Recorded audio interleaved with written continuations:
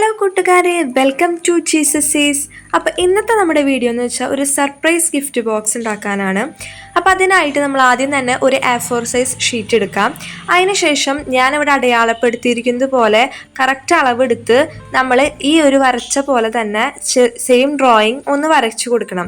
അതിനുശേഷം ഈ വരച്ച ഡ്രോയിങ് നമ്മൾ ജസ്റ്റ് ഒന്ന് കട്ട് ചെയ്ത് കൊടുക്കണം. അപ്പം ഞാൻ അതിൻ്റെ അളവും കാര്യങ്ങളൊക്കെ ആ കടലാസിൽ കറക്റ്റായിട്ട് രേഖപ്പെടുത്തിയിട്ടുണ്ട്. അപ്പോൾ അതുപോലെ തന്നെ കറക്റ്റ് അളവെടുത്ത് ഇതുപോലെ ഒന്ന് ജസ്റ്റ് ഒന്ന് കട്ട് ചെയ്ത് കൊടുക്കുക. ഇനി നമ്മൾ രണ്ട് സൈഡിലും ഓരോ വലിയൊരു ലൈൻ പോയിട്ടുണ്ട് നമ്മൾ വരയ്ക്കുമ്പോൾ. ആ ലൈനുകളൊക്കെ ജസ്റ്റ് ഒന്ന് ഫോൾഡ് ചെയ്ത് കൊടുക്കുക. ആ ലൈനുകളൊക്കെ ജസ്റ്റ് ഒന്ന് ഫോൾഡ് ചെയ്ത് കൊടുത്താൽ മാത്രമാണ് നമുക്ക് നമ്മുടെ ആ ഒരു ബോക്സ് ഉണ്ടാക്കാൻ പറ്റുള്ളൂ. ആ ബോക്സ് ഉണ്ടാക്കാൻ വേണ്ടിയിട്ടാണ് ഈ ഒരു സംഭവങ്ങൾ നമ്മൾ ഫോൾഡ് ചെയ്ത് ഈ ഒരു കട്ടിങ്സിൽ നമ്മളിത് കട്ട് ചെയ്ത് കൊടുക്കുന്നത്. അപ്പം ഞാൻ എല്ലാ സൈഡും ജസ്റ്റ് ഒന്ന് ഫോൾഡ് ചെയ്ത് കൊടുത്തിട്ടുണ്ട്. ഇനി നമ്മൾ എല്ലാ സൈഡും ഫോൾഡ് ചെയ്ത് കൊടുത്തതിന് ശേഷം നമ്മുടെ ഗമ്മ് യൂസ് ചെയ്തിട്ട് ഇതൊക്കെ ഒന്ന് സ്റ്റിക്ക് ചെയ്യണം. അപ്പം അതിന് വേണ്ടിയിട്ട് നമ്മുടെ രണ്ട് സൈഡിലും രണ്ട് ഫോൾഡിങ്സ് വരുന്നുണ്ട്. അപ്പം ആ രണ്ട് ഫോൾഡിങ്സ് നമ്മൾ ഗമ്മ് യൂസ് ചെയ്തിട്ട് നമ്മൾ സ്ക്വയർ ആയിട്ട് രണ്ട് ഫോൾഡിങ്സ് വരുന്നുണ്ട്. ആ സ്ക്വയർ ആയിട്ടുള്ള ഫോൾഡിങ്ങിലേക്ക് നമ്മുടെ ഈ അറ്റത്ത് രണ്ട് ഫോൾഡിങ്സ് ഗമ്മ് വെച്ചിട്ട് സ്റ്റിക്ക് ചെയ്യണം. അപ്പം അതിന് വേണ്ടിയിട്ട് രണ്ട് സൈഡിൽ നമ്മൾ പശ വെച്ച് ഒന്ന് ഒട്ടിച്ചിട്ടുണ്ട്. അതിന് ശേഷം നമ്മൾ ഈ ഒരു സ്ക്വയർ പാർട്ടിലേക്ക് ഇതൊന്ന് വെച്ച് കൊടുക്കണം. ഇനി ഇതെന്ന് പറഞ്ഞു കഴിഞ്ഞാൽ ഒരു ഹാഫ് ബോക്സ് ആണ് നമുക്കിത് സ്റ്റിക്ക് ചെയ്യുമ്പോൾ കിട്ടുന്നത്. ഇനി ഇതുപോലെ തന്നെ അപ്പുറത്തെ സൈഡ് നമ്മൾ ഇതുപോലെ തന്നെ പശ വെച്ച് ആ സ്ക്വയറിൻ്റെ ആ ഒരു പീസിലേക്ക് ഇപ്പുറത്ത് വരുന്ന ആ രണ്ട് ഫോൾഡ് ചെയ്താക്കണ ഭാഗം നമ്മൾ ചേർത്ത് ഒട്ടിച്ചു കൊടുക്കണം. അങ്ങനെ നമുക്ക് രണ്ട് സൈഡിലും ബോക്സ് ഇട്ടിട്ടുണ്ട്. ഇനി ഇതിൻ്റെ നടുവിൽ നമുക്കൊരു വര നമ്മൾ വരച്ചിട്ടുണ്ട് ഓൾറെഡി. നമ്മൾ ആ ഡ്രോയിങ്സ് വരയ്ക്കുമ്പോൾ നമുക്ക് ആ വര കിട്ടും. ആ വരയെക്കൂടെ ജസ്റ്റ് ഒന്ന് ഫോൾഡ് ചെയ്ത് കൊടുക്കുക.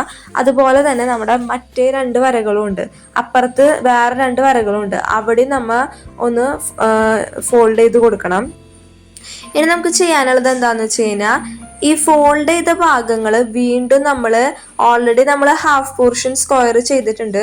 അതിൻ്റെ ഫുൾ പാർട്ട് ആക്കാനായിട്ട് നമ്മൾ ജസ്റ്റ് അതൊന്ന് ഒട്ടിച്ചു കൊടുക്കണം. അതായത് അപ്പുറത്ത് നമ്മുടെ നടുവിലായിട്ട് സെൻറ്ററിലായിട്ട് 4 ഫോൾഡിങ്സ് ആണ് വരുന്നത്.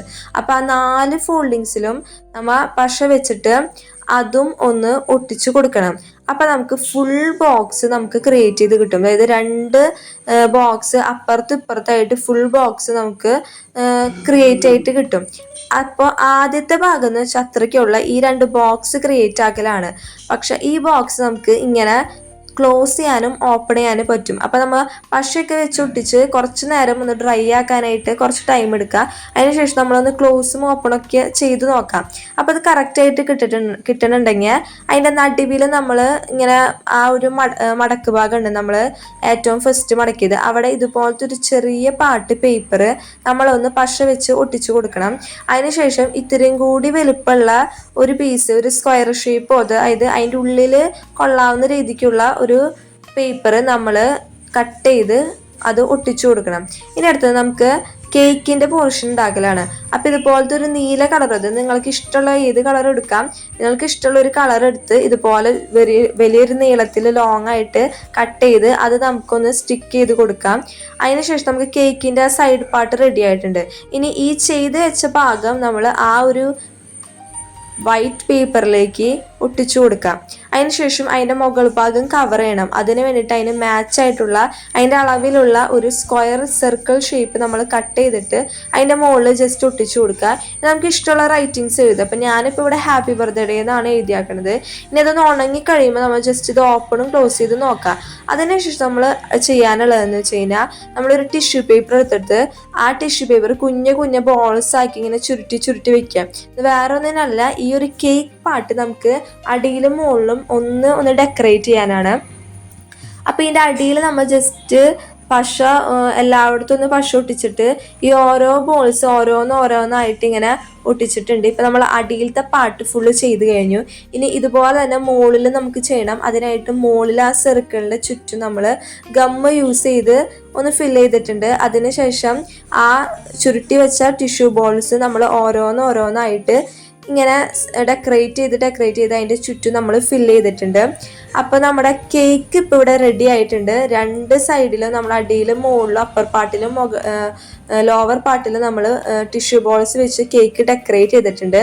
ഇനി നമ്മൾ ജസ്റ്റ് ഇതൊന്ന് ഓപ്പണും ക്ലോസ് ചെയ്ത് നോക്കാം. അപ്പോൾ ഇത് കറക്റ്റ് ആവുന്നുണ്ട്.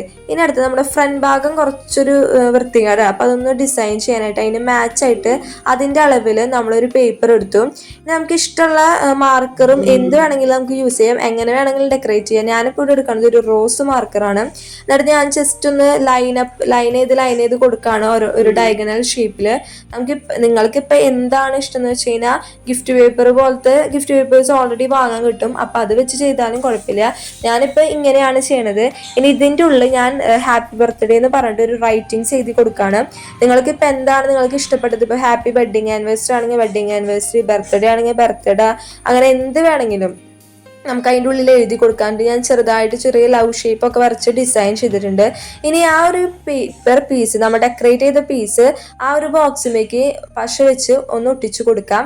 അതിനുശേഷം നമുക്കിത് ഒട്ടിച്ച് കൊടുക്കുമ്പോൾ നമുക്ക് തുറക്കാൻ പറ്റില്ല. അപ്പോൾ നമ്മൾ ജസ്റ്റ് അതിൻ്റെ നടുവിൽ കത്തര വെച്ചിട്ടൊന്ന് കട്ട് ചെയ്ത് കൊടുക്കണം. എന്നാൽ മാത്രമാണ് നമുക്കത് ഓപ്പണും ക്ലോസ് ചെയ്യാൻ പറ്റുള്ളൂ. ഇപ്പോൾ നമ്മുടെ ഗിഫ്റ്റ് ബോക്സ് ഇവിടെ റെഡി ആയിട്ടുണ്ട്. ഇനി നമുക്കതൊന്ന് തുറന്നും അടച്ചും നോക്കാം. സംഭവം സെറ്റായിട്ടുണ്ടോ എന്ന് നമുക്ക് അറിയണമല്ലോ.